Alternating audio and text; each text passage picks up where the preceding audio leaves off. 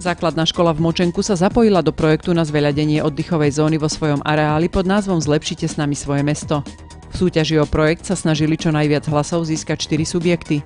V Močenskej základnej škole sa však vďaka hlasom rodičov, žiakov, učiteľov a sympatizantov podarilo získať najviac hlasov a projekt relaxačného a edukačného priestoru sa preto bude budovať v Močenku.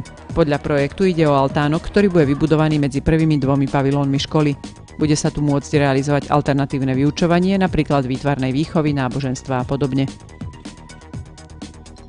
Útorok 5. apríla popoludní odchádzala na farskú púť v rámci roku milosrdenstva do talianskeho Ríma skupina veriacich z našej obce spolu s kaplánom farnosti dôstojným pánom Ľubošom Mihálkom.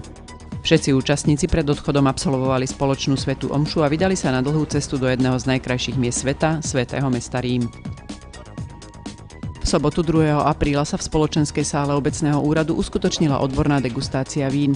Svoje vína priniesli vinári z Močenka a širokého okolia. 100-bodovým systémom 96 súťažných vzoriek vín hodnotilo 9 degustátorov, ktorí postupne ochutnali 62 vzoriek bielých vín, 9 vzoriek ružových a 25 vzoriek červených vín.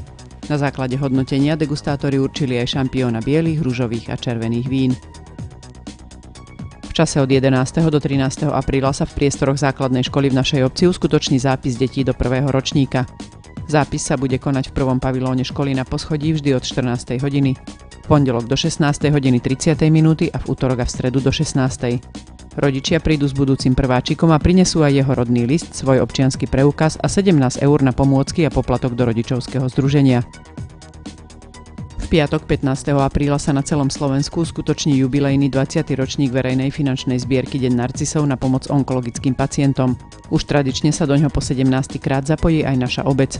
Dobrovoľníci Dňa narcisov budú na stanovištiach v centre obce a pred nákupným strediskom v tento deň v čase od 7. do 16. hodiny k dispozícii záujemcom o venovanie príspevku do zbierky. Každému darcovi venujú symbolický kvietok narcisu.